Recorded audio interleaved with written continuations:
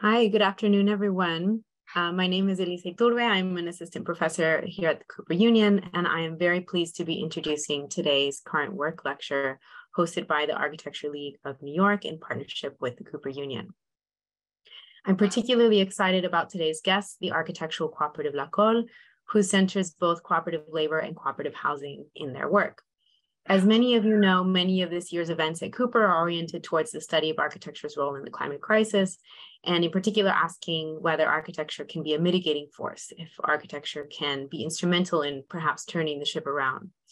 And in particular, I believe that housing has to be at the center of this conversation, since it's a site where our very social contract can begin to be rethought or perhaps even rewritten. So in that vein, I'm so happy to welcome Lacol, a design cooperative that builds housing cooperatives. And in my opinion, they are at the cutting edge of thinking differently about both architectural labor and the role of design in reshaping our social contract. So Lacol will be formally introduced by Anna Puigjaner, who will also moderate the discussion. And let me introduce Anna to you. So Anna unites theory and practice by combining academic research and editorial work with the professional activity of MAIO, an architectural office co-founded in Barcelona in 2012. MAIO collaborates with artists and practitioners from outside the field and has a particular interest in developing new models of collective housing. So in this sense, Anna is a perfect moderator for this discussion.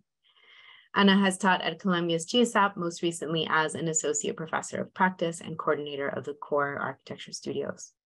She received Harvard's Wheelwright Prize in 2016, and her ongoing research and writing on domestic space, and in particular the kitchenless city, has been published in different forms, including in The Quantified Home and Together, the New Architecture of the Collective. I've had the pleasure of sitting on many design juries with Anna, and I never fail to learn something new when I am in her presence. So I'm anxious to hand the mic over to Anna, but first I have to thank everyone who made this event possible. In addition to the Architecture League, this program is supported in part by public funds from the New York City Department of Cultural Affairs in partnership with the City Council, and by the New York State Council of the Arts with the support of the Office of the Governor and the New York State Legislature. The Architecture League additionally thanks its members whose support helps to make possible this and other programs. For more information about League membership, upcoming events, and past programs and editorial features, please visit the League's website, archleague.org. So thank you to you all. And with that, I give you Anna Puigjaner. Hello, everyone. Welcome. First of all, I also want to thank to the Architectural League for asking me and inviting me to be part of this event. I'm honored to be paired with Lacol. And as well, I'm honored to be introduced by Eliseu, who I hope will also join our discussion afterwards. Let me introduce briefly Lacol, because I think the most important thing is hearing them and afterwards to have together a discussion. So Lacol is a cooperative of architects founded in the neighborhood of Sants in Barcelona in 2009. And it belongs to an extended history of Catalan cooperativism and activism that I hope it's going to be part of our discussion afterwards. Composed during, it's a group that was composed initially during their studies at the university, first as students, just looking for a place to work together. But lately it got institutionally composed as a cooperative. And nowadays it's composed by 13 architects, but I'm aware that they used to be more. And they root their activity in an horizontal system of labor, acting with social justice and solidarity in mind. I think that definitely they represent a contemporary way of practice that we should be looking at.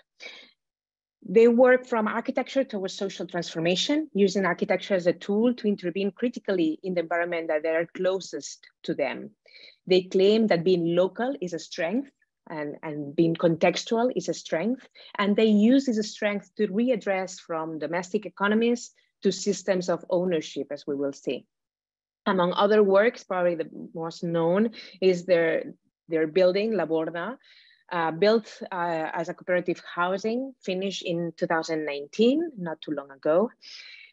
And it's a self-organized promotion in which users have access to non-speculative housing, all the while defining values through a collaborative structure. The project also responds to a new local policy regarding cooperative housing that has been working on in the city of Barcelona, conducted by the mayor of the city, Anna Puigjaner. They have been recently awarded with the prestigious Emerging Award from Mies van der Rohe Foundation, which it's been a very highly rated award recently. And with no more words, I would allow the members of Lacol to take the floor. Today we have among us Cristina Gamboa and Eliseu Arrufat. Please, the floor is yours. Hello. Here would be also good night, maybe. First of all, thanking everyone, thanking the league. Thank you, Anna. Thank you, everyone, to let us have this piece of time and explain our way of working to everyone. We feel glad, we feel honored to share all our practices with all of you. So, Martín, we are going to share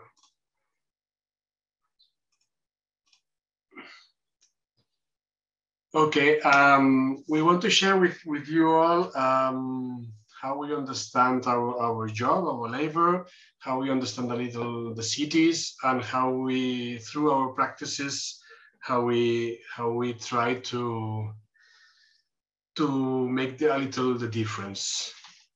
So first of all, as Anna was trying to define, we are a cooperative, and yes, we were more members in the past.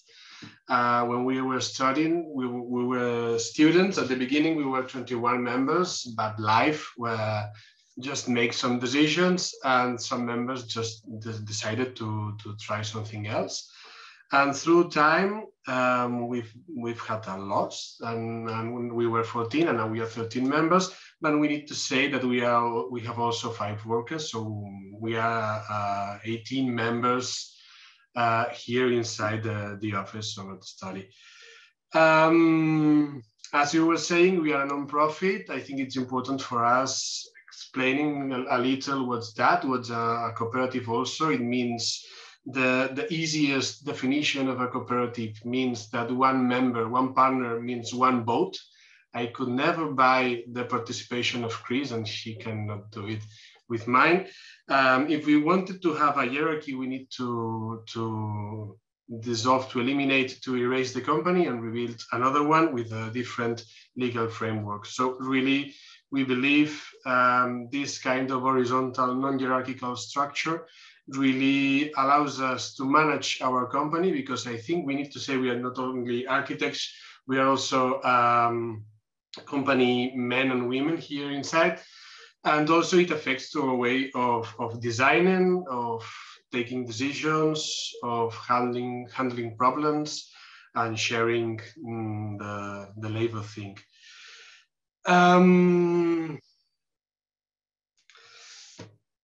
Also, I want to say something that I think is going to be with us in all the sliding thing, that we are talking about alternatives, not the alternative of everything. We really think we do alternatives, and we don't want to be this maybe arrogant thing of having the one alternative of everything. So being a cooperative is our alternative. Living in a housing cooperative or having the labor in a cooperative, it's our alternatives, and we want to share this with you. It's something, it's like the third leg of this binomial thing of being hired or be the one who hires. Okay, it's all the time this kind of binomial things. We want to open it in a third leg.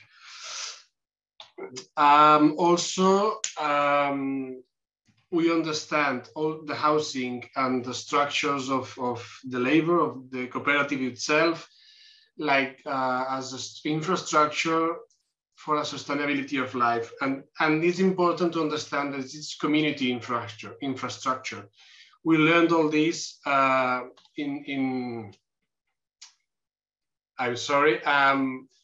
this generation of community infrastructures for the sustainability of life meant to be like a step in this transition decreasing of eco-social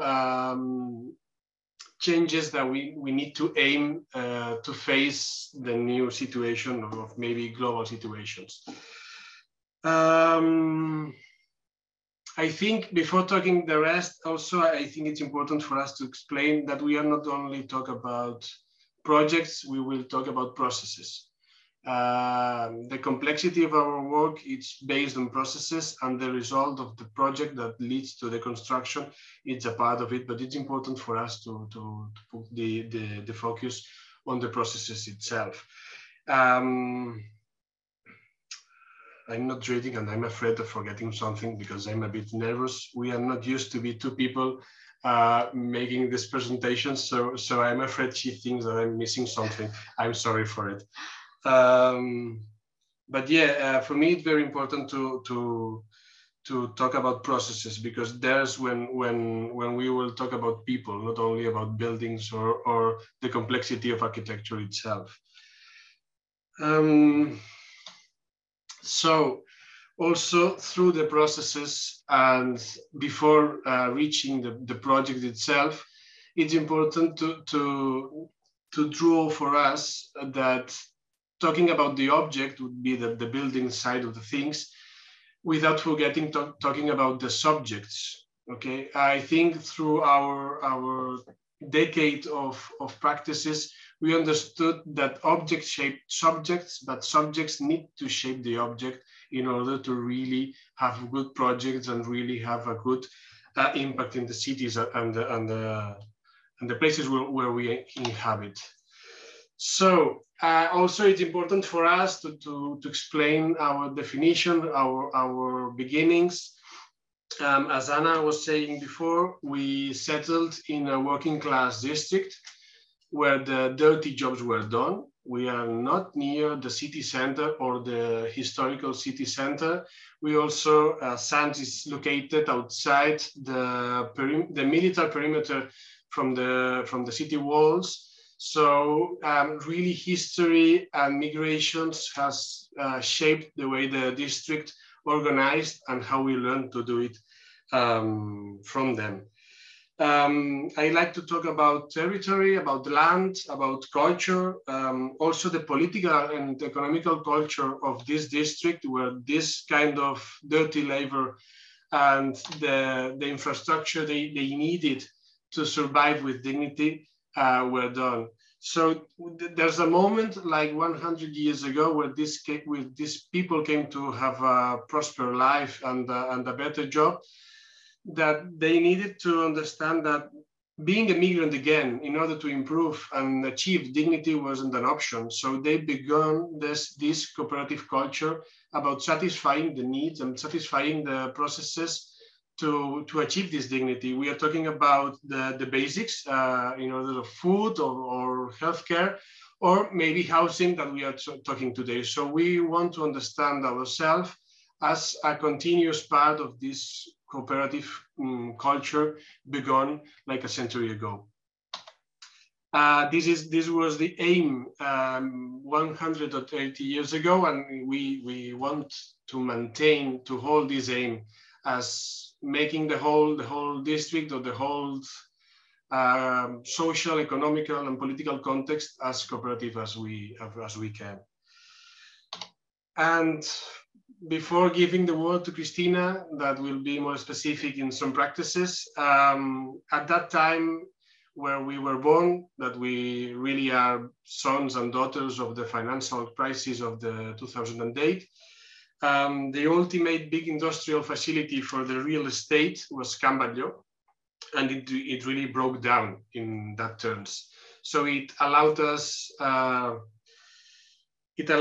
to explore how that stopped, that moment of breakdown allowed the citizens to manage their lives. So despite from that, we have this struggle, this neighborhood fight from the 70s, reclaiming in Can Batlló, which is the facility you're seeing in the picture,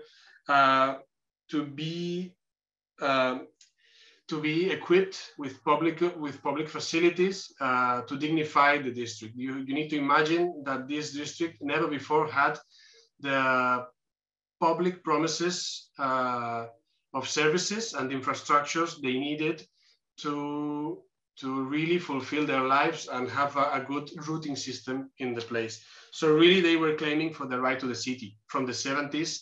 And in 2008, we could really we could go inside Can Batlló, we could really have the first step, or like I like to say, we could put the Trojan horse with this amount of people organized with historical values that they were holding in the bags.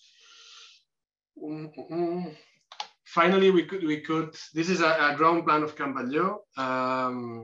This is the same plan, represents the picture you saw before. In red line, it's drawn the activities that the neighborhood and all these social these social entities are developing. So,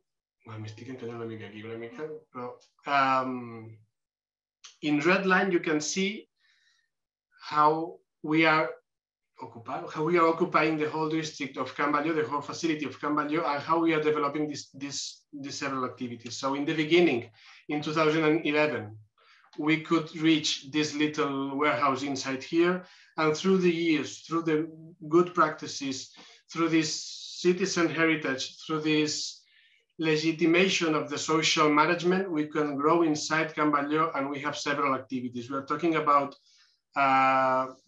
cultural activities. We are talking about care, or social care activities. We are talking about, she will explain better after. We are talking about social incubators of cooperativism. We are talking about housing. We are talking about leisure. We are talking about several activities we are being able to develop inside Can Batlló, all with this aim of self-management, this kind of anarchism heritage of the district, where was very important also for Barcelona during the management of the city in the war. And also it's important for us because it's a real bottom-up process. Really, it's our place. It's the place where Lacol could learn how these politics are made. I mean, we are right here. We understand ourselves as a piece of a big machine. We really do not lead any of this activity. And we need to learn as students and as very young professionals how can we be very well introduced in society, and how can we be useful and not try to be leading this use of society. So again, at the beginning, we could settle in this place here, and as a Trojan horse, we really can expand inside Can Batlló and use it as a urban lab where many things could happen. Can Batlló in the middle, and with a little negotiation with the city administration, really this could happen, and these are plenty of lines of activism and activity inside Can Batlló, where we only are related with some of them. This is a really extensive map of the activity. We are not going to explain it, just to show how big can it be. And it's important for us also to understand that we didn't want any public consultation. We wanted really to control the thing. We want the emancipation, we want empowering, and we really think that giving responsibility to people is not is something that needs to be done. Also here at the beginning, because everything was to be done, everything was like a mess, was an abandoned place, it was dirty, it was empty. With our hands, and it's the place where we learned how to construct with people, how to put on the road the resources that were needed, social resources, economical resources, material resources, in order to develop, to improve the places. And beginning with a really small thing, and like a little seed, it could spread, it could attract more people that weren't involved at the beginning, weren't from the district, and really achieved to be like a city equipment in somehow.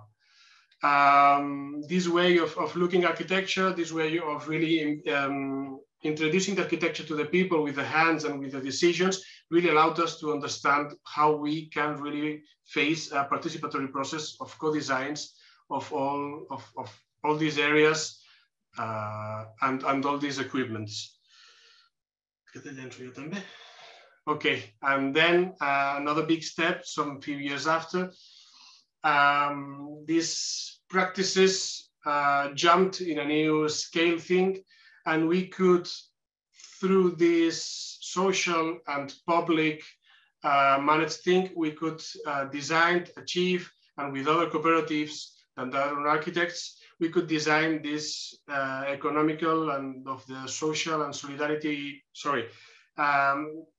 we could design this incubator of the network of the social and solidarity economics that really fulfills much more surface inside these Can Batlló buildings. And it's important because it's where cooperatives like ours can see the light, can be born, can stay here 3 years, and then they will need to move on. But it's a way of site map. I think I'm going to pass over. It's a way of it's a way of doing little acupuncture, being like a chirurgic landing on this massive industry, because we didn't really wanted the resources to reshape it we only wanted to temporarily use it, and let's see if it really makes some roots, if it really has the power and the meaning to be a way of changing socials. This incubator pretends to do the pedagogy and to be the nest for new economics to be born inside this place. In this, I'm sorry, I feel a lack of vocabulary. This, voy a repetir, urban lab. Okay, I will say it again. This urban lab. And some pictures of it, I'll be fast going through it because we didn't want really to use lots of resources. We wanted to be so delicate. We wanted to be so light, and we only want things to happen. For now, we are not sure if they to stay. So this is why the intervention is this way.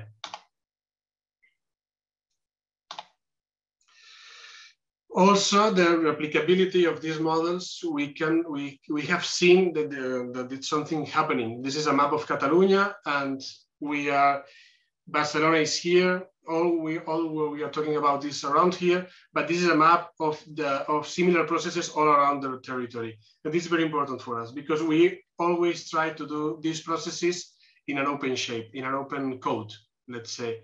So it is happening. This is another city that is not Barcelona. It's near, but it's not. So for us, it's very satisfactory to see that it's really happening, and the people want this kind of infrastructures. They really want to be part of it. And I don't know, just checking that it's happening for us, it's like the reason to still doing the same kind of processes and projects. And I think, okay, so, and this is the last project I'm trying to explain. In this case, we have no administration, there's no public. There's an example of between privates, let's say cooperativism, it's a private thing also. Between privates and organization, we can achieve more or less the same. So we have the public example before and how it replicates in a private plot with a private negotiation. This is La Comunal. This is a cooperative hub of 10 cooperatives and more than 100 people working inside. That's where we are now, where it's our study based in this place. And I think it's better not to explain the architecture itself, but we really like to say that with the same aim, with the same way of focusing, with the same way of with the same kind of intervention, we really can shape the places. We really look for empty containers. We look for the most multi-purpose places in order different activities can be developed. We also did here the participatory process with everyone.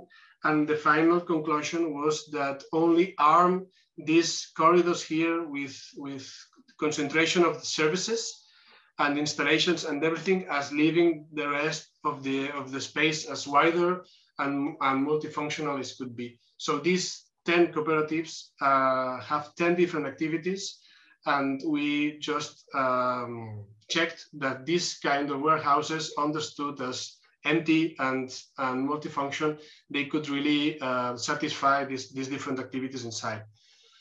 Also, we tried to focus on industrial heritage. These are 100 years ago, little younger than Can Batlló facility, but more or less the same period of industrialization of the territory. Through the people, through the processes, through this understanding of the context, we could develop this infrastructure again of labor. This time, this little piece is not as big as Can Batlló, it's much more smaller. We are talking about 1,500 square meters, only dedicated to labor. So here wasn't a housing experiment, was only a labor experiment, and we really are now 3 years living here, working here, and inter-cooperation and interrelations are just growing wider. You need to understand that we had this COVID time between that really was a big stone in the way for a new projects to be begun. But I think we really are seeing the flowers of this garden. We are watering every day. So this is the place. This is the restoration of the warehouses. From the inside also, we could develop this kind of strategies of bioclimatics with the greenhousing. We really also always try to use the less energy as possible in order to have dignity or a good climate inside the offices. This is Lacol, this is our study. We are next to this place. And I think now Chris is going to manage the talking, and we will talk about housing. Exactly. So basically, I think that with this idea of community infrastructures, we were trying to understand which kind of devices can we implement in the territory to really basically understood as a resilient infrastructures. And I think in a sense, all the productive activity in the city, it's also affected by gentrifications and the changes in the social and economic fabric. But the most problematic and the biggest challenge, it was housing. So in the framework of Can Batlló, and also with kind of the learnings with different experiences of community engagement and collective work, different cooperatives, different people and neighbors felt to discuss which kind of new alternative could we produce in terms of housing. And basically, because this idea to have access to the city, as I was talking about the right to the city in Can Batlló, at the same time, this idea to be working in the neighborhood where we are living at the same time, sometimes it's problematic. So always this idea to have the right to remain in the city, to remain part of the networks that we are part of. And with the idea that housing is a cross-sectional issue that affects from ownership to stability, health, and how talking about affordable housing also means to discuss about even the affordability, which includes the cost, the bills, the energy consumption. So when we started to understand the complexity of housing is where we realized that it's much more than architecture. And this idea of really battle the individual ownership was precisely because we realized that in Barcelona we have only 1.5% of social housing. So this means that the private market is totally controlling the prices and the stock. So the idea was to introduce a way to broke speculation. So basically, I think that in that sense, cooperative housing is a model that it's been instigated by the citizens. So this idea to build a third sector, which is in between the state, the market, and the community, and trying to understand how it's operating itself, and basically founded with these principles to become a non-profit model, to be based on collective ownership as the mechanism to really avoid the speculation, and to understand that the inhabitant as a user has the right to use their entire life, bringing stability and this idea of being able to remain in the place where you are kind of having all your networks, but at the same time with the limit, with kind of the non-possibility to sell it, rent it, etc., etc. No? So this is kind of the key of the model, which of course we have learned it from different experiences all over the world, from Switzerland, Denmark, or even Uruguay. And also I know that in the state, many cooperative systems are being developed. But from these kind of key points, these kind of possibilities also were emerging to be non-speculative, to be community-led, affordable, and also inclusive, sustainable in the broadest way possible, environmental, economic, social, and also to really be replicable. It was not the idea to solve the need of a community. It was the idea of establishing a model, which it was precisely also the same that we were trying to define with Coòpolis. So Coòpolis became an incubator as a public community facility, which developed a series of policies to be replicated in the territories. And in a way, we were trying to face kind of the same steps. And of course, this replicability, it's also part and it's linked to these networks of social economy, because in that sense, La Borda, as the first experience that we were able to develop or to be involved with, it was possible because it was a leasehold of the land by the municipality. So again, this cooperation between the public and the community sector, and also the funding from the social economy, because the private banking, the private and conventional bank would not be interested on this kind of projects. So it was precisely to understand how all these stakeholders are operating that allowed us to really develop these initiatives. And it was in Can Batlló, as part of this kind of paradigmatic experience of the bottom-up transformation of the city, where La Borda as a pioneer project was emerging. And here it was interesting for us as architects that, again, we are constantly understanding how this kind of projects, and also with the role of the management by the communities, also this idea of constantly even redefining the standards, understanding the environmental challenges, how the model could have a space of innovation in terms of collective housing, and how this kind of values of the model, from the self-development to the affordability, has a response in terms of the process, with the participation of the user from the design to, in certain moment, even construction and management, with the redefinition of the program, what means housing and how we can collectivize certain areas. The idea of collective ownership also was part of this understanding as a home as itself, as a household with the complexity of the whole building. And this is through this idea of an open infrastructure that is also resilient to the lifespan of the building and the community, and even generating typologies that can fulfill the different social needs. This idea of course, awareness and sustainability from the construction to the use. So understanding it's about the environmental impact of the construction, but also the environmental impact of the lifespan of the building again. And this idea of a passive building with a really active user. And we can discuss all these things with them because they are part and controlling the process.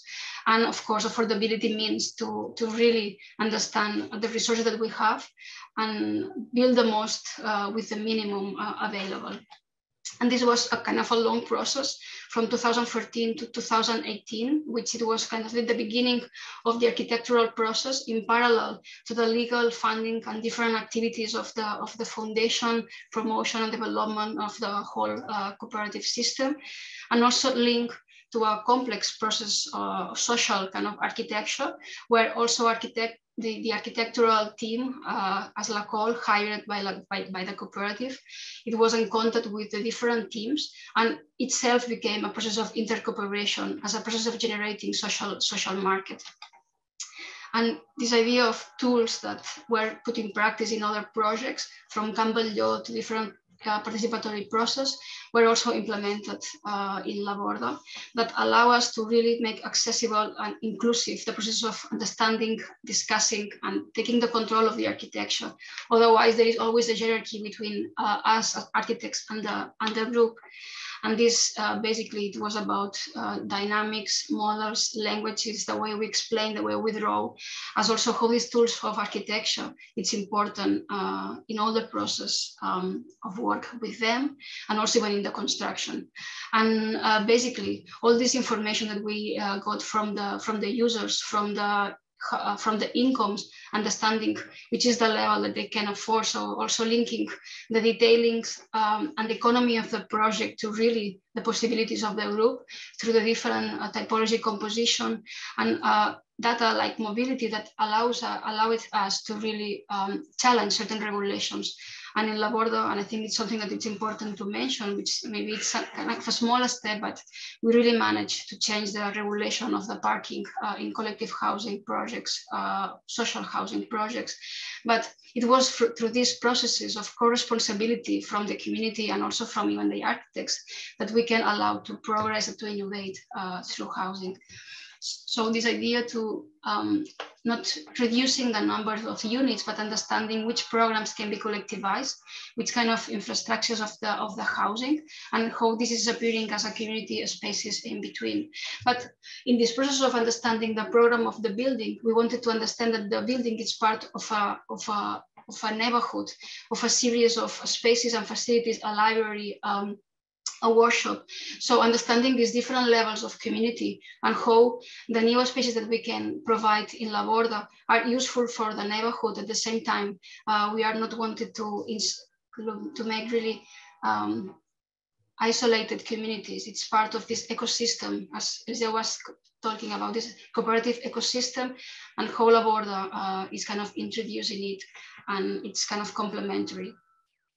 And basically, the strategies that we were discussing with the community and defining the building itself are really simple. The first strategy was this idea of transition from the public to the private, and how also it was a mechanism to make more permeable the park and Can Batlló with a public passage. Also this idea of social return to the city, to be generous to the city. Starting with the common areas in the first floor and ground floor, arriving to a courtyard as a kind of also a core of the community, a space with the subjectivity and the community is recognized and can interact, and arriving to the different flats. And at the same time, this space, this courtyard became an environmental device, which is something that we are always trying to understand in Coòpolis with certain chimneys of ventilation, in La Comunal with also all these kind of in-between spaces that became environmental devices. And here in La Borda again, how through a greenhouse, we make the building more compact, but at the same time, it became an environmental device that allows to reduce the demand and also makes the building even more compact, simplifies the construction of the interior facades. So has always this kind of contrast between economy and design. And this was part of all these discussions about environmental goals of the building, how we can reduce energy, waste, water, and the material impact, and also always as a strategy of kind of priority, of a series of discussions of what we can afford, what we have to prioritize. And basically in the building of La Borda, we really wanted to reduce the energy cost. So this passive strategy and environmental impact of the construction. And this was possible through a study of different materials and the risk of the community to decide to build the building in wood, that we are going to see it later. So basically, as we were discussing about this kind of section, we densified the south facade as much as possible with this kind of unbalanced section. This buffer in the middle, working in summer as a kind of a chimney for increasing the ventilation, and as a collective saver in winter.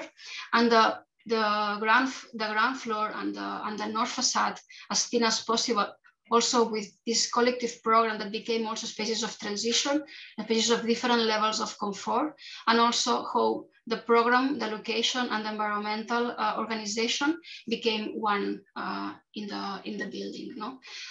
And basically, once this strategy was defined, the last part was the typology, this idea of generating an open infrastructure and a matrix of non-hierarchical spaces then can be organized in different ways and allows to conclude with many different typologies, and which it was always interesting, this idea of mechanisms of management.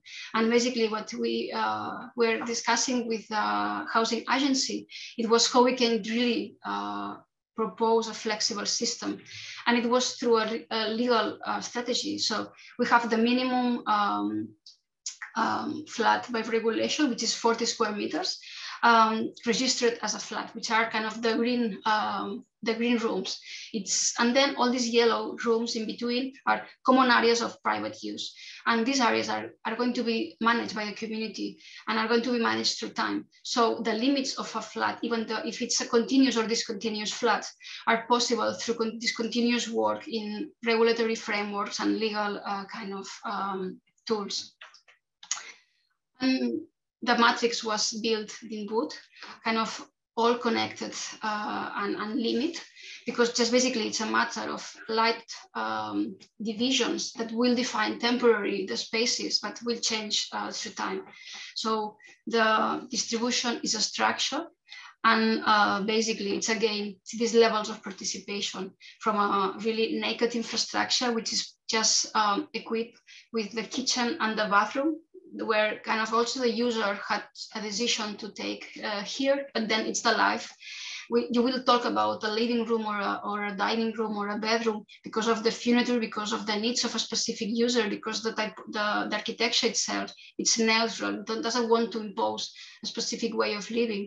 And this is something that for us, it was also part of this values of redefining the domestics, even abstracting many of all these kind of facilities like the laundry, a guest rooms, a kitchen where you can have kind of parties or family gatherings. So it's kind of understand which is kind of the basics and how all this will configure this kind of choreography of many ways of living, many possible typology in each floor.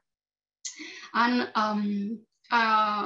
a drawing that it's from a specific moment. And I think it would be really interesting to see how this is going to evolve through time. And this kind of series of images of this transition from the public. And here appears also in the ground floor, cooperative of consumers, which it was also a project in the neighborhood that really wanted to move in the ground floor of La Borda to be open to the neighbors. And many people of La Borda was also members of the cooperative of consumers before. Arriving to this courtyard where we have all the bikes because we don't have cars in the building, so it's where bikes are allocated.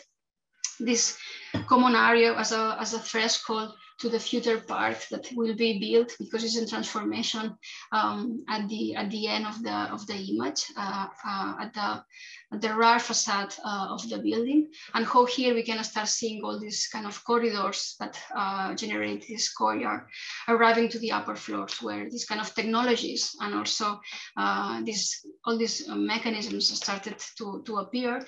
But then here we can understand all this transition, this relation with the street that is behind the polycarbonate, but also how there are different spaces because one are open and others are more protected. This multi-purpose room, it's a kind of an in-between space where maybe kind of the comfort in winter, you have to need a jacket, but many activities can be developed through the year. So also the activities are moving kind of the building, looking for the better place, depending of the year, the moment, the activity. And it's something also kind of from this kind of openness of the building. this terrace where we can see kind of all the clothes drying and people kind of also gathering, arriving to the flats with this naked infrastructure that each flat it's kind of finishing through time. This idea also to allowing this sense of belonging, but also with certain kind of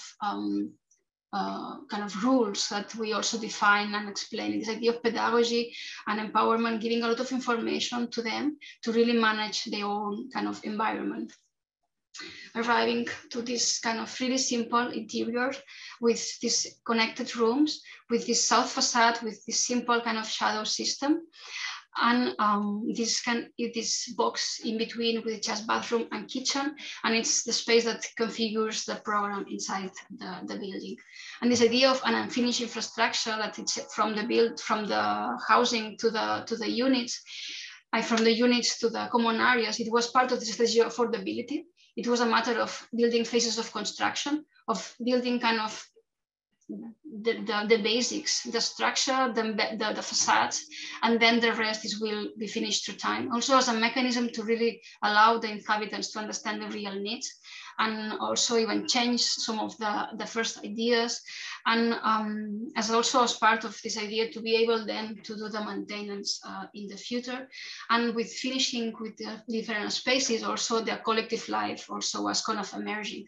And it was really interesting to see how all these spaces started to establish their own protocols of use, of management, and understanding the potential of each in different ways.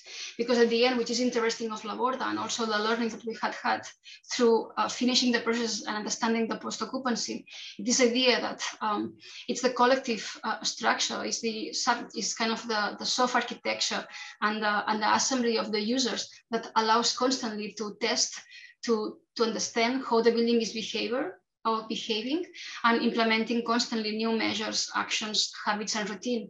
And of course, this is linked to environmental impact of the building, and trying to understand how we can reduce as much as possible the demand, and which new practices we can establish, but at the same time, which is something that allows all these collective spaces, such as the laundry in terms of energy, water, even the supplies of soup, for example, but in a general way, also contrasting the simulations of the building with the real consumption, and really checking that we can reduce as much as possible, which has an impact for the planet, for us, but of course also economically for the families living there, with a maximum comfort, with a minimum cost, which is part of this idea of affordability and sustainability.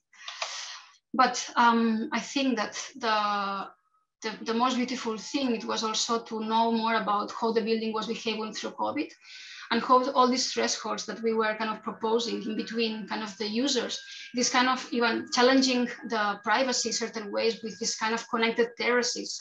With certain moments, it's kind of a discussion about privacy, about morality, but it was also something that was part of the process. And in a certain moment, we could even see how it was as a space of being in contact, of not feeling isolated in the lockdown, and all these in-between spaces were being spaces where many activities and new protocols of care were implemented during COVID. It was a kind of a school for the kids to be in contact with other kids.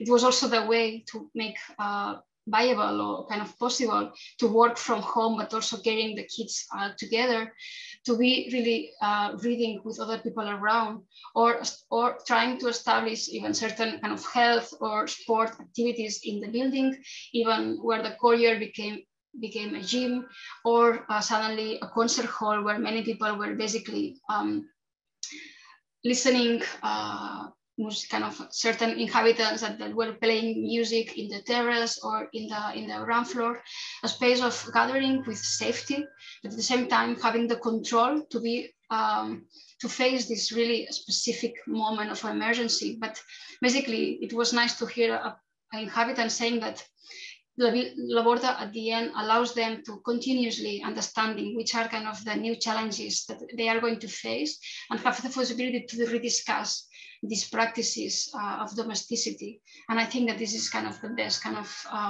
outcome of this kind of projects.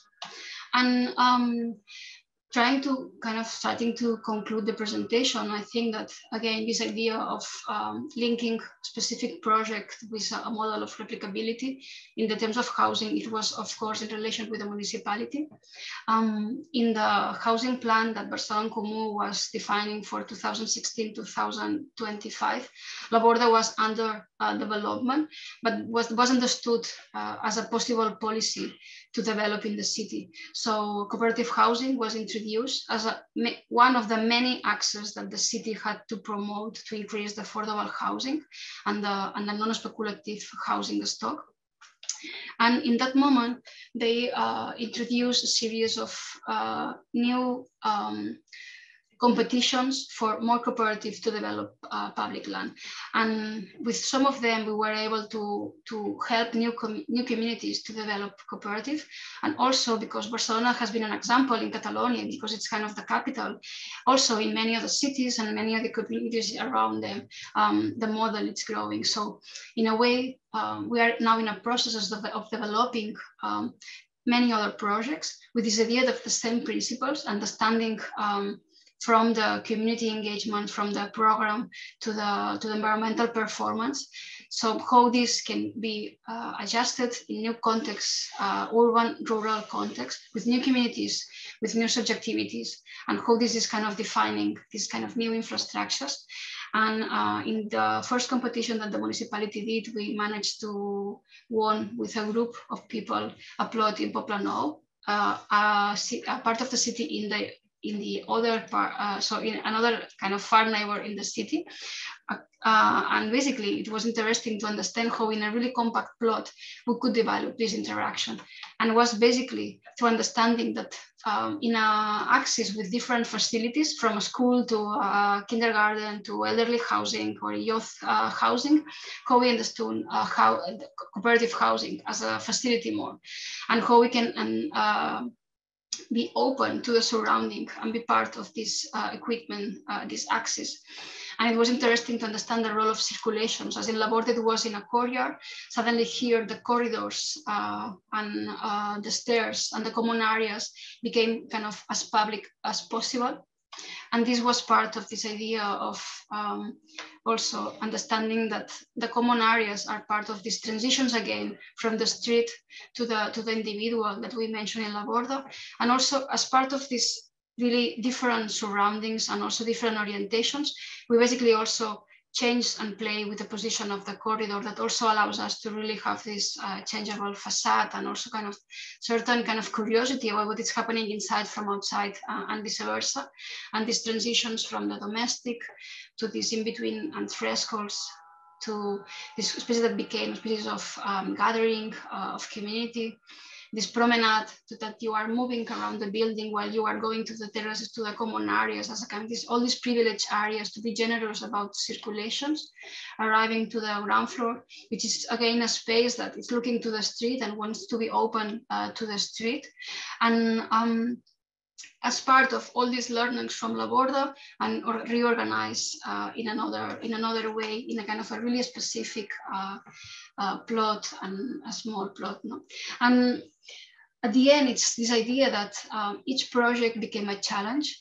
And in certain moment, we were discussing about optimization of even in the case of La Balma, we were kind of even redefining the structure of the building. Also this idea of the common areas and the relation of interaction. In the case of Sutrac, which is a project, an ongoing project, basically, it was this idea of democratization of the south facade. And also this strategy of giving kind of the equal relation with the best and privileged facades allows us to introduce a specific mechanism to really even challenge the size and configuration of the units, but also because every time more and more people it's understanding what means cooperative housing, also what means to live in collectively, and also what kind of new forms of relation we can establish.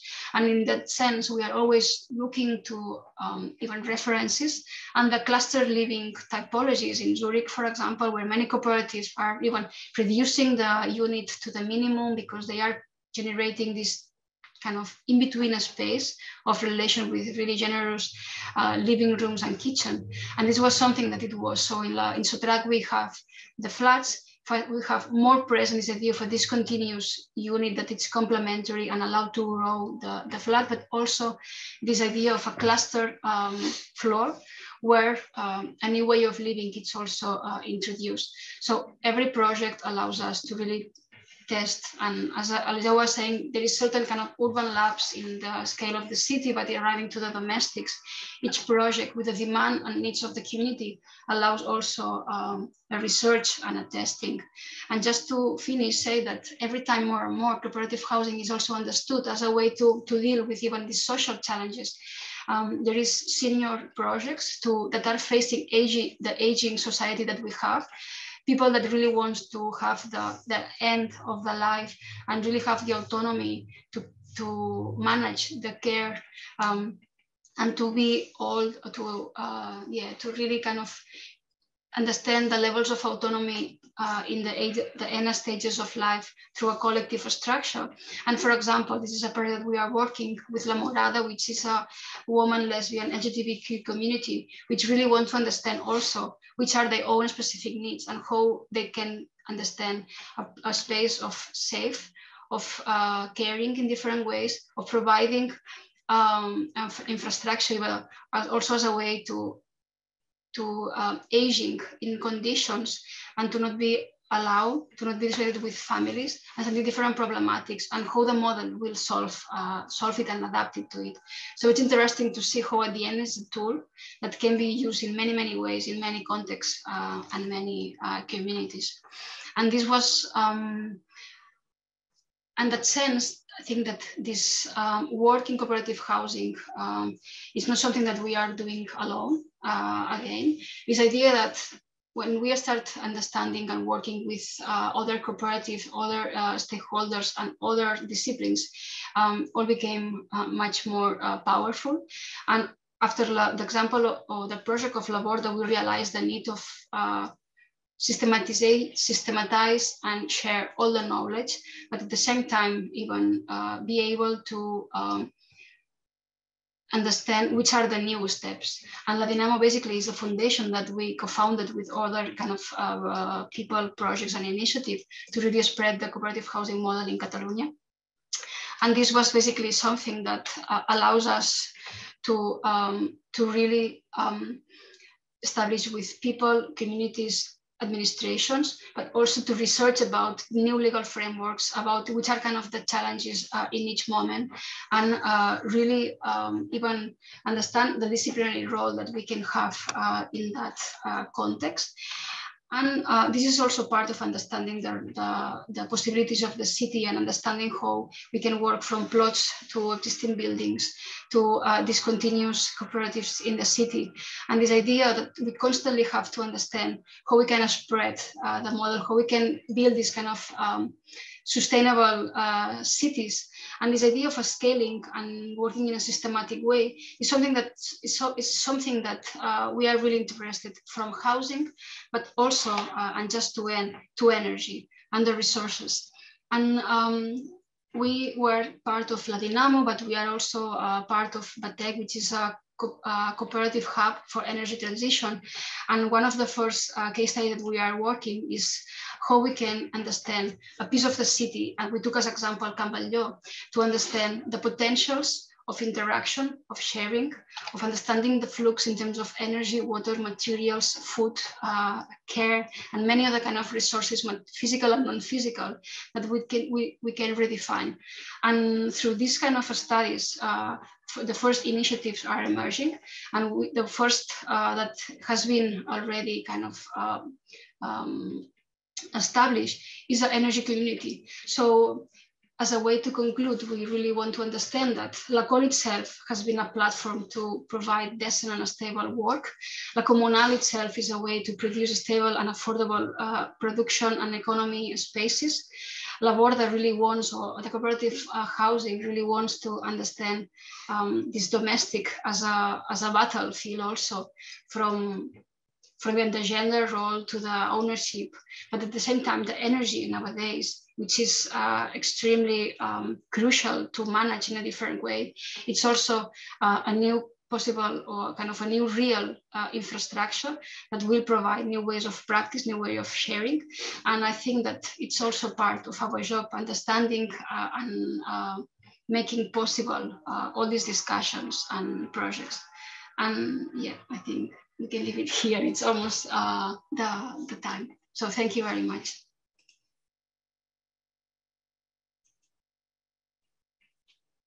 Thank you very much, Cristina and Eliseu, for such a wonderful presentation. We have now like around 25 minutes for a conversation. We already have plenty of questions in the chat, in the Q&A. I will ask our audience to type the questions in the Q&A, not the chat, to allow me to read them in order. And just as a warm-up, I'm going to start throwing one of the questions, and then I'm going to start reading them. I just want to start our conversation by framing a little bit even more the context of your work. We have to be aware that housing laws, financial systems, systems of ownership do define restraints in the way we live, do define the limits, and it's sometimes very difficult to move forward or to propose any type of alternative living within those frameworks. But however, you have achieved the changes, amazing changes that legally speaking are actually impossible to achieve in the city of Barcelona, for instance. You have presented very briefly, and that's why I want to point it out again, the fact that you have built a residential building without a parking lot, something that legally speaking, it's impossible nowadays. However, in the city of Barcelona, however, we know that we have to go for and achieve that city without cars. So, you know, laws always go slower than our dreams or desires, but you have been able to move through these legal restrictions and achieve a building without a parking lot.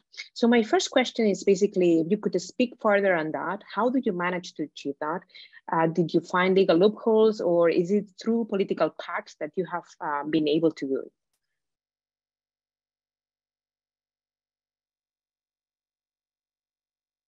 Oh, sorry. Well, I think that we always believe that this idea of the dialogue and the discussion has been crucial. I think that the first time that we started the kind of discussion with the technicians from the municipality, without the legitimacy of the community and the cooperative kind of behind, would not be possible. So I think that it was this idea that we are talking about kind of a real case study, that it's always a way to demonstrate that the needs maybe are changing from regulations that in a certain way, some of them are really, really old, but then establishing this discussion, and at the same time, how the project is instrumental in many ways. And this idea of interpellate and offer kind of a table to talk has been always really, really fruitful. So I think that in all the cases, it's not kind of a direct proposal. It's a matter of saying, we know that there is another need, how we can face it. And it was interesting because in the sense, for example, of the parking of La Borda, the technician really doesn't want it to do something kind of ad hoc for La Borda. It's not a matter of not building one parking, and it's a matter of how this can be affecting the metropolitan plan. And this took 18 months of negotiation, and of course also political kind of push and support in that sense. But finally, it was kind of possible to do this kind of a small change, which it was about social housing, when it's kind of cooperative managed and when it has a high environmental performance. But and also it was because we really wanted to present this as an environmental, economical, and social kind of discussions. And all this information, it was part of also working with different collaborators. But this was the case of the parking. But then in terms of the typology, we really ask the housing agency how we can do that. And it's always kind of this idea of establishing discussions with different, and they felt the possibility to really test something. And this is something that even, for example, when we started to discuss about the cluster housing typology, it was not possible with the previous housing regulation, and it was a change to talk about allotments, but it was also part of discussions about more emergency housing and also other kinds of temporary housing in the city. So it's sometimes you can see kind of the opportunities where change of the regulation, how can we use it, but basically the dialogue between all the stakeholders has been for us kind of always crucial, and having the support or the legitimacy of a community behind. It's not the voice of an architect, it's the understanding of a sector in a certain moment, many architects working together, or many like communities applying or asking. And also, just to end, I would say that sometimes we are also trying to generate these public discussions. We have organizing different events in the Architects Association, COAC in Barcelona, about regulations, about international examples. So this idea that it's kind of unparalleled, these discussions with our context, but bringing ideas and case studies from abroad that also allows technicians to feel more comfortable about changing certain things. No? So all this kind of mix, it's how we have been operating until now. I was about to say, it's about being very, very, very stubborn. The fight never ends. I want to thank our audience because we have plenty of questions. I will try to group them so we can answer them all. So we have a group of questions that are more related to your mode of practice. And I apologize already in advance for mispronunciation, my poor pronunciation of the names. But Chet Callaghan is asking, would you please elaborate on your management structure within Lacol? And that question is very similar to another one that we have a little bit about finance. And this question is coming from India, actually, from Aniru Sharan. As a non-profit cooperative, and in light of the fact that no one client is present in this project, meaning that you have many clients, how do you structure your fees, finance your office? So on one hand, the management of your office, on the other hand, the financial side of your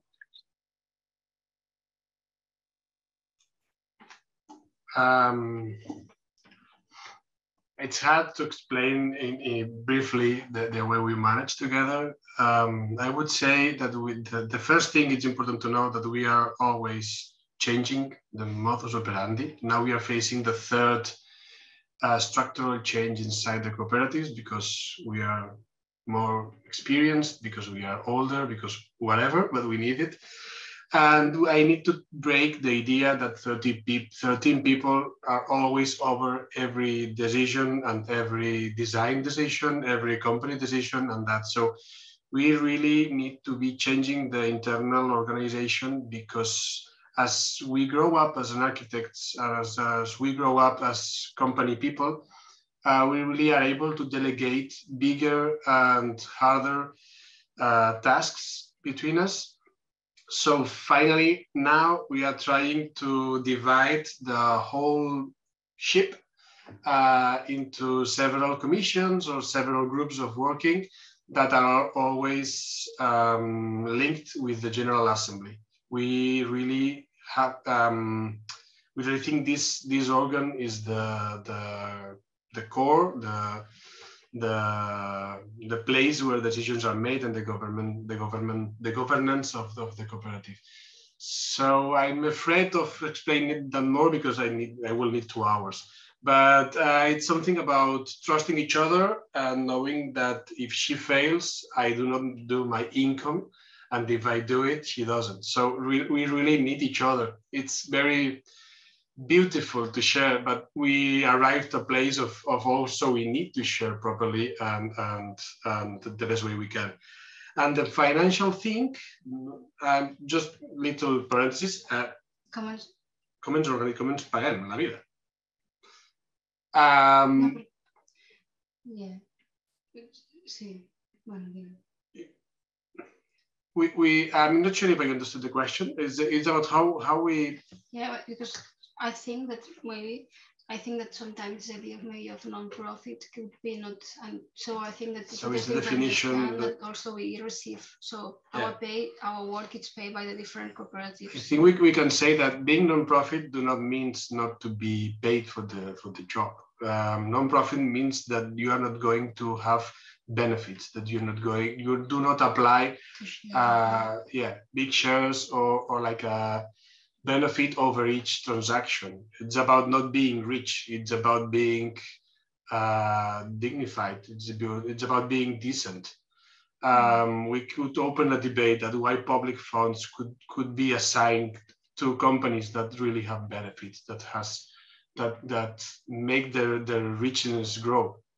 So we really make bills and make budgets, and I would say we are not cheap.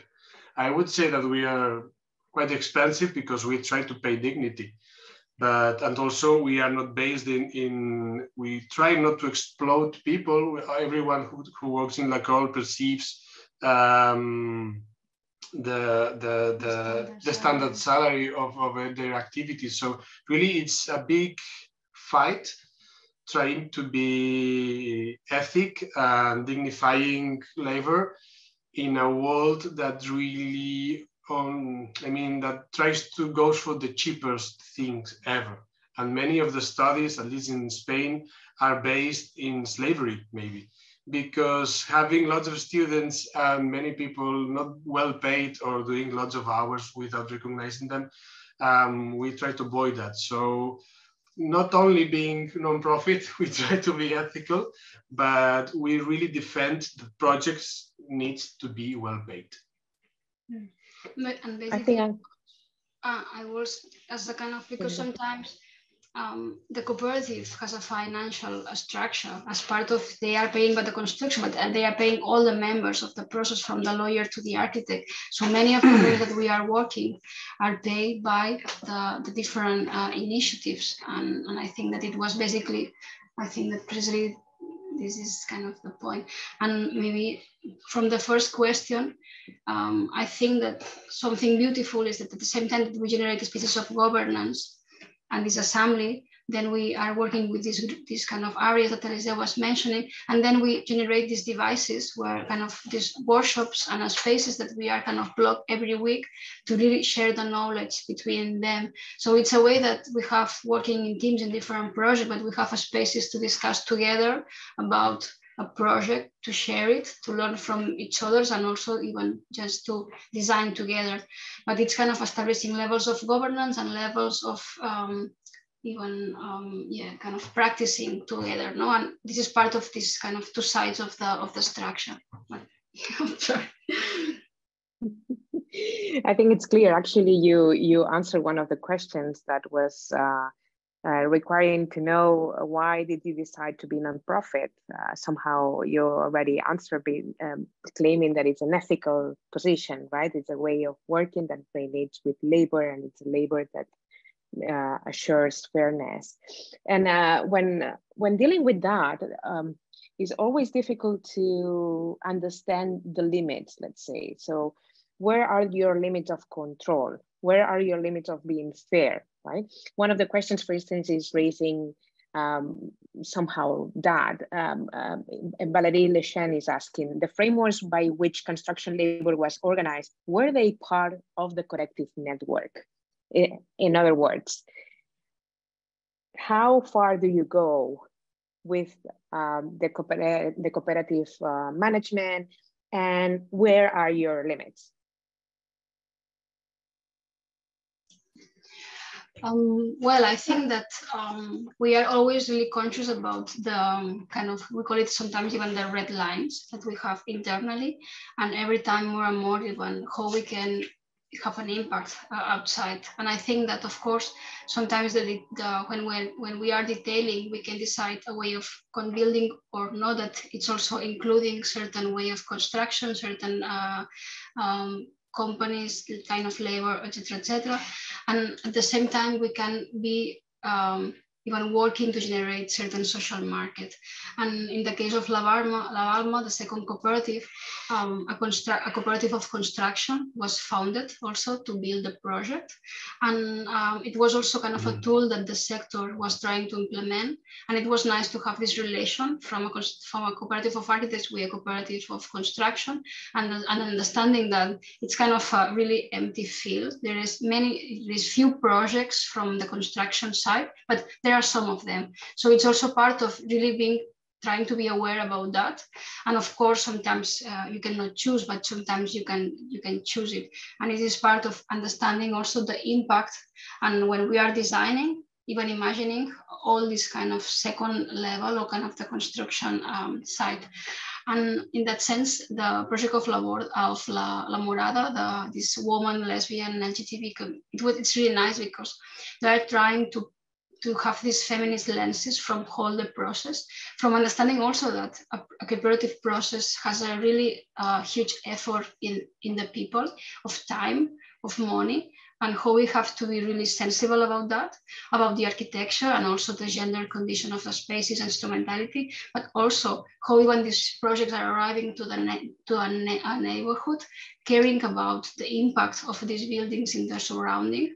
And also this is part of what architecture is producing about how it's affecting and also construction. And in that sense, we are trying to see if the construction companies has criteria about gender, if they have if we can have teams with also women in the site, if we can establish new protocols there, even to protect us, because I think even us as a woman sometimes feel different where Eliseu is going to the construction site. So these are also part of discussions and thoughts that we are sharing, but it's really, really small steps because it's hard. And I think that we don't have a kind of plenty of projects in the construction field, but I think it's a matter of establishing. I would say also that our clients, despite being individuals or group, they also want to hear this kind of alternatives. I mean, in the same way we propose to build in wood, or we propose to be flexible in the distributions and the typologies of housing, they are really open and they really want to hear about us and what we think is the best way in the process to build and to do architecture. So it's being proactive. And I think we felt legitimate in being that. We do not feel that we are crossing any edge. We have also put limits in certain projects. I think that the limits are always there, and also I think it's interesting to understand when you are not. I think we are the ones that put the limit, not the client. In this case. So. Actually, I think that the control could be, the way you operate could be compared to this last documenta, this 2022 Castle documenta, in which the curators didn't invite the whole group of artists to participate, but rather invite few of them and ask them to invite other few of them and ask them to invite other few of them, in a way that it was a system that sprawl immediately, out of control, but somehow controlling by the fact that you have already invited the ones that you consider with the criteria being fit, right? I was gonna jump into another question from the Q&A that I will open another field, because I'm aware that you, as I was mentioning in the introduction, you're deeply rooted within the context of Barcelona. So you're aware of the history of cooperativism, of activism through that system and so on, but you're also aware of other references. You mentioned Switzerland, but there are many others that are in your backpack. And one of the questions is actually addressing that. Daniel Aspitz is asking, do you think Spain, or more specifically Barcelona, is uniquely positioned to receive this type of cooperative economic model, or could you see this model replicated in other parts of the world?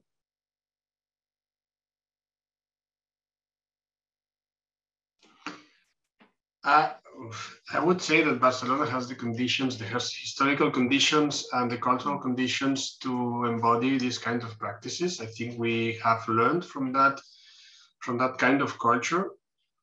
I think Barcelona is meant to be the most violent city, historically speaking, of Europe, even. Because this kind of struggle between bottom-up processes and power, power for the people, power for the bourgeois. I think that it's a short context, but maybe can help. But we also have learned from many other places. I mean, Denmark, Germany, Switzerland in Europe has been like our spotlights. But also we wanted to redirect the look into other cultures, and really Uruguay has been also a big referent of cooperativism, self-management, self-construction, and self-organization of people, because the European ones has evolved to something more like middle classes, but the Uruguayan ones has still being something about popular things.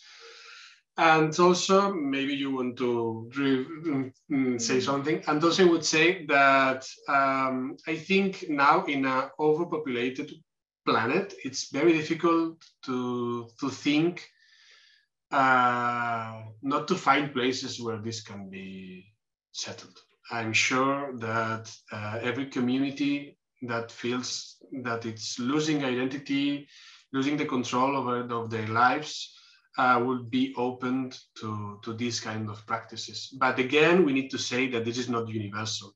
You need to be aware that you are going to use big amount of time, big amount of energy. You will need to learn and deconstruct yourself in order to have the best debates ever. And you need to learn a lot before doing this. This is not, as we were saying at the beginning, the big alternative. This is an alternative. And you want to be a part of it, active part of it, because I think always we are talking of active people, active communities. So it's kind of ambition, social ambition of the communities, that we want to have a big impact and change our ecosystems. And I'm sure it can be replicated. I am not able to say where not to be done. I think it's Cristina, go. No. I was kind of thinking that I think it's a matter of understanding the conditions of each place and also the existing networks on heritage. But at the end, I think that links of solidarity, collective projects that are addressing many kind of areas and topics are there. And I think that this idea that the same model in another place, this is something that we are not believing about that. And I think that we are doing what we are doing because of the Barcelona context. But of course, in many other areas, with the sensibility of understanding the conditions of the place, many initiatives can emerge. No? Sorry, Anna. No, I think I was gonna add a similar comment, being aligned with what you just said. Eliseu answered clearly that what you need to replicate these models is to have a mass of population that has the desire. I think that's very important, because it doesn't matter the context, right? It's about the population that you have. And it's very important also because it tells you that it doesn't really matter the political party that runs the city, or even the legal conditions or the economical financial framework that you have. What you need is the people. And I'm saying this because we have been exemplary, paradigmatic case, the city of Barcelona, these last years, thanks to our mayor, Anna Puigjaner. But we are aware that probably Anna Puigjaner will step down one day, right? But I'm pretty sure that the cooperative life will go on, thanks to the fact that there's some social mass that is willing to push for it, which doesn't mean necessarily the majority of the population, but rather, as Eliseu is also framing, and it's an option, right? And that's what we need to be aware of. Elisa, I know that you want to jump in and throw a question. Please join us in these last minutes. Hi, yes, no, I think this was such a wonderful talk, and I'm so grateful that you're sharing your work with us. And I think maybe what the comment that you all just made is a segue into what I've been thinking, because you mentioned that this way of working as architects, or this way of shaping housing within the community, as an alternative, not the alternative. And I think that's very interesting, in part because we're grappling a lot, I think, with what the alternatives are, if there is one, how architects might participate in them. And so I think that comment ties into also another thing that you said, which is that this is a model and not an individual solution to, or this is part of your intention, that you want to create this model that then becomes replicable. So I'm interested in this kind of tension between the fact that it is not the solution, it's a solution. So there's this one way in which we understand it not to be totalizing, but there's this other aspect where we do imagine it to be replicable, and that through its replicability begins to usher in a bigger change than just the individual building. So I wonder, I don't know if this is as much a question as just a reflection, but in the conversations that I have with my students, there is constantly this question of what is it that architects can do? And what I really appreciate about what you're sharing is that you're not only talking about an alternative practice for the sake of improving the conditions of architectural labor, but you're actually reimagining the role of the architect in a whole network of social relations, which then means that in terms of replicability, I think you change the nature of an architectural project. I think that in some ways in architecture, we're constantly worried about design being an imposition on a community, a top-down thing. And so the fear of a totalizing solution is in many ways the fear of replicating these kind of modernist tropes of imposition and a kind of homogeneous working condition for architecture, where we kind of imagine things in a vacuum and then kind of show up and impose them. But instead, it seems that through this reimagining of how the architect embeds themselves into the community, you create both a model of labor, but then also the possibility for the solution on each site to be different, because the architect is constantly involved in these conversations, is constantly involved in a localized and very specific process, even if the architect in many ways can sort of know the model. And so that, I think the architect in many ways becomes the bridge between what is specific and what is generic in the model. And I wonder what you think about that, if that's something that you've considered.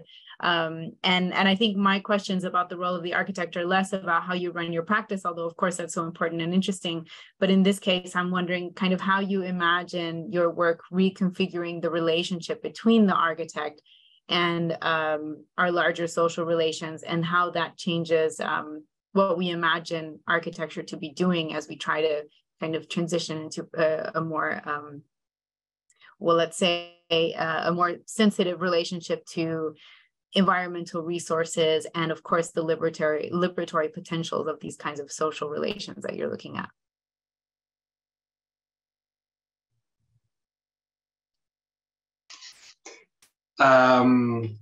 It's a long reflection. The first thing I was thinking was, we've been in several debates in some architectural communities here, and no one ever uses the word labor when they talk about architecture. It's something like the God's hand. And it's important for us, because I think it's very different when you really have this relation with the community, which is your client, finally. So understanding that we want to have the best job of our lives if we can reach it, and that allow us to investigate, allow us to make proposals, etc. I think in a compulsory way, we need to cross this line of work, of job, of labor, and stop doing architecture that poetical, but without forgetting that it's poetical. I mean, we need to reassemble this kind of balance. And also, I think it's very different when your client is one people or reduced amount of people with lots of power or money, or and when you have a really big group of people as clients. I mean, the way of talking, the way of making decisions, the way of making pedagogy, the way of everything is just another world. So I think more or less these are like two paths that really drive us to another role or to another way of having the same role and of talking with the community, and also the replicability of the models of the projects. They just chat between them. I mean, they really don't see what we do in this kind of lectures or through the screen. They just shared experience between the people in the neighborhood. So finally, you feel like that the people really feels that it's possible to do it. So it really enaces some kind of strength or faith in the of this kind of projects and processes can be done. I think that I really appreciate the comment, because I think in a way it's also part of the discussion that we are always currently having. And I think that precisely because we are a lot of people and we are having also kind of different point of views from the projects, I think that sometimes you are really focused in one community, in one project, you understand kind of the conditions of one, but suddenly when you are comparing with another one, you are allowed to recognize what is kind of generic, what is kind of key, and also what is kind of these variables that are kind of changing always. And I think that precisely because the discussion that we have in the studio also allows to really establish these hierarchies that in a way that you are kind of mentioning about the generic and the specific. And also the second thought that I had, I don't remember what I wanted to mention, but well, that in a sense, in a way, yeah, I was kind of really appreciating the comment and thinking that precisely it's part of the AD and of Lacol, no? All this kind of this about understanding what is particular and what we can learn, and also as part of this idea of sharing the knowledge between the different kind of sector, even teams. And in that sense, I think that precisely for Lacol, this idea that even new teams of cooperative of architects are emerging, which kind of synergies we can have. And I think that it's kind of another way of understanding that we are not, it's not a competition about that. It's about how we can establish new ways of practice and in different territories, sharing tools. And well, and I think that it's kind of changing the paradigm, and it's something that Eliseu uses this word to decodify, or how you call it, always like unlearn in a way, no, this idea of unlearning, and it's constantly there. Just for adding something, because she also reminded something, it's about it's not a competition, it's about cooperation, but not only with other cooperatives or other studies, it's between us. We have that ego. And sometimes I hate Cristina because she makes a better idea of my design. And this is horrible. You cannot sleep that night. It's like, shit. But at the end, this kind of stimulation and this kind of sharing, what happens with the community she's leading or she's designing with, and what happens with mine, allows us really, once you can sleep and you can move on with your ego, with your touchy ego, then it's a moment of really learning things that maybe we cannot write them down and make a class, but it's something about osmosis, of every day. So one thing I am really aware now, and I wasn't before, is we are stimulated because the world stimulates. I mean, architecture is plenty of publications, plenty of many people doing great things, but we are stimulated from the group. We have stimulation from the inside. And that's something I'm being aware now, very powerful also in all this way of re-understanding the role we have. Yeah, this connected with the second idea that I had that I really highlighted, that precisely every time more and more that we realize about the potential of kind of the management itself, and in a certain moment we realize if we are going to even build, it's just a matter of understanding these existing fluxes of energy, of resources, and also how even the communities are managing the city itself, with also working with also vulnerable communities in a certain way. So this idea of even the management of what is existing there in the city is something that also allows us to even redefine the role of the architect in the future. And I think it's something really powerful. Unfortunately, I have to close this session as we are already 8 minutes over time, but I want to end this session with this generosity and fluxus of knowledge and sharing knowledge that is actually what we have experienced today. I want to thank you for the generosity of it, hoping that that's going to have an impact and a replicability afterwards. And let me thank the audience for being so generous with as well with the questions. I just want to mention that the leak will try to group these remaining questions and address an interview that would be published soon, hopefully. So thank you everyone for participating, and thank you, Elisa, for joining me in the Q&A at the end.